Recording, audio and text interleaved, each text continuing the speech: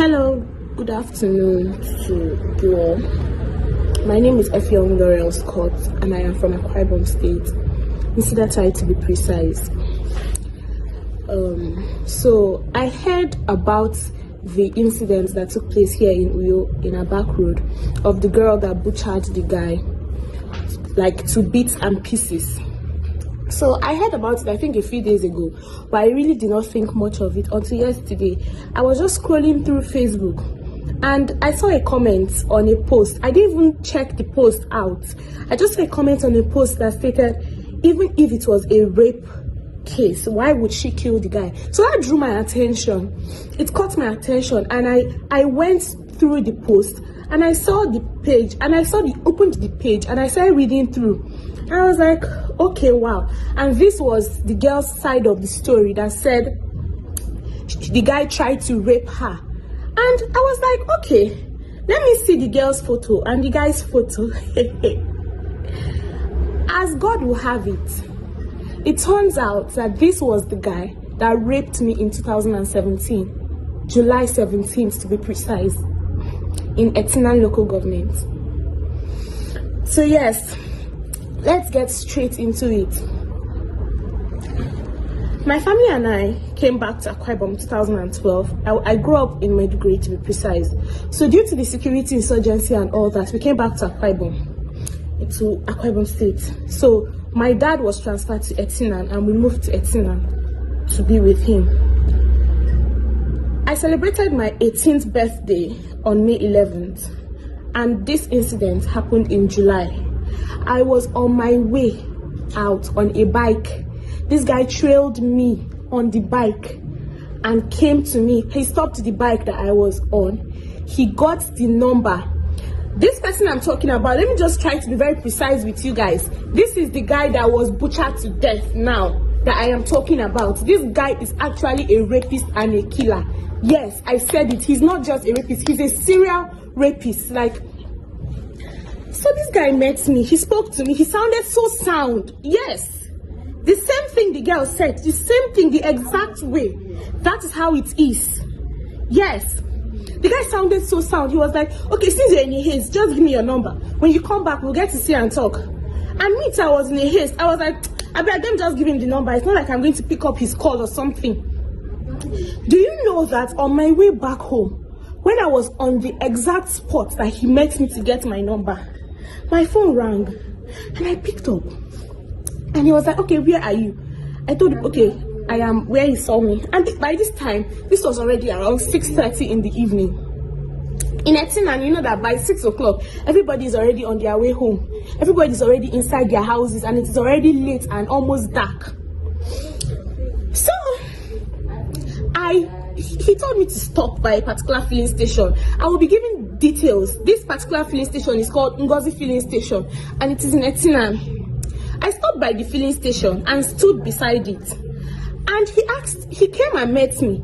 He said yes, that he told his aunt, just listen to the storyline so that you know that the whole jazz thing that the girl said is true and it is realistic. It is very, very true that the guy uses jazz on his how am I going to put it? Will I say on his victims? Yes, he jazzes them. Yes, he hypnotizes them. So he told me that his auntie, that he told his auntie that I was coming by to visit him. And I was like, I think maybe I was still having some sense in me at that time. And I was like, no, I cannot come to your house. I just met you. What am I coming to do in your house exactly? How did you tell your auntie that?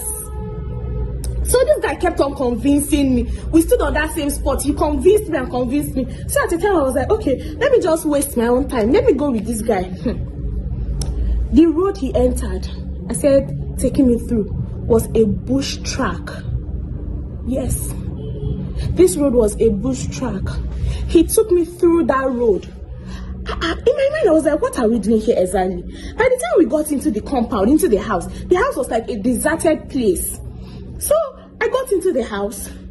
And the moment I saw it, I was like, no, I can't stay here. So I got up, I told him, oh, I'm going, don't worry, maybe I'll come back another time. I reached for the door. Lo and behold, the door was locked. As As I turned my back to ask him to open the door, this guy got a machete. He got a machete and a pen knife. And he told me, in that girl's exact words, that he will rape me and kill me and nobody will know about it. And nobody will do anything about it. Yes, those were his exact words to me too. No single thing changed. No single thing changed through time. I begged as an 18-year-old. I begged, I cried. What didn't I do that day? I begged him. I was literally crying. Fine, he still had his way with me. He had his way with me, not once, twice, to be precise. I got back home that night around 11 p.m. I got back home, I snuck into the house. I had my bath. I cried my eyes. I cried for days. Well, if you know me, you know that I left Etinan just a few weeks after that event. I left Etinan because of the series of events. The only person I was able to tell about this thing then was my elder sister. And I told her about it. Turns out he got to know that my elder sister knew about it. And he started threatening her from that time. And this guy's name is Akwawo Jaffe. That is his name. Quote me. I am the one, Laurel, that is saying it. That is his name. This guy's name is Akwawo Jaffe. He's not, I can vouch on it. I can vouch on my life that it was not that girl did not just want to murder him. Now, let me tell you guys something. When this event took place that night, when he turned his back, I saw an iron, a metallic thing. I held it in my hand, but I didn't have the mind to hit this guy with it. He now turned, he saw me with it. He was like, do you want to hit me? Oh yeah, go ahead, hit me. But I didn't have the mind to do it. But as God will have it, he met his match. He met his Waterloo. There's what my mother always says. She said, it is that thing that is sweeting you to, that is what is going to kill you. And trust me, that is what killed him.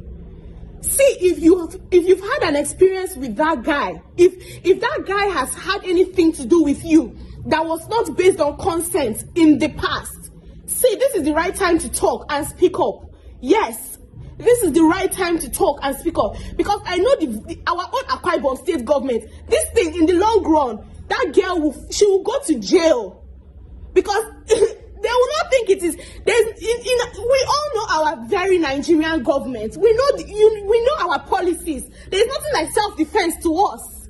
Yes, nobody will take it as self-defense, and I'm so excited. I'm so excited that yes, it took 4 years before this thing, before everything came to play, before he paid for his crimes and everything, but he died a painful death. That's the beauty of it all. That is the joy of it all. Like, he did not die like a normal death. Like, okay, yes, she just stabbed him on his heart. No, he felt the pains of people that he had hurt in the past. Yes, he felt that pain before he died. Yes, and he felt it on his flesh. And I believe from the post I saw, his legs were apart. His leg was away from his body. That means she butchered him. Like how? Like she maimed him. Yes. And that is the joy. See, if that is this is the only thing that can save this girl at this time. This video. If you've had any experience with this guy before, if this guy has done anything to you, any form of rape to you, if you've had this experience with this guy before, with this said Akwawo Jaffe, please speak up. Speak up. Yes, it was self-defense. If I had the mind to do what she did years ago, I would have done it 10 times over. Yes. Because rape is not something to be joked with. It has messed with me. That particular incident that lasted for a few hours, it has messed with me. It has messed with me. I'm not his first victim, and I'm very sure I was not the last. And he definitely met his Waterloo. Yeah, so if you've gone through this before, if you've had this experience with this guy, please speak up. Please, kindly speak up. Thank you.